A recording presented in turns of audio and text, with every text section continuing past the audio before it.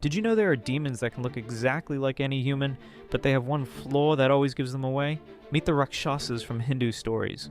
These scary shapeshifters can turn into anyone they want. They love to become beautiful women or holy men to trick people.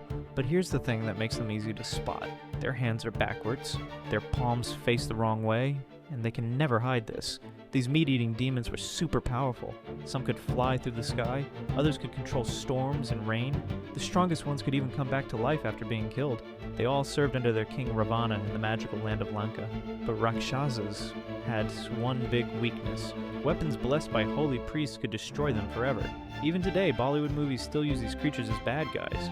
Now they pretend to be doctors, politicians, and business people to hunt their victims. But no matter what job they fake, those backwards hands always give them away to anyone smart enough to look.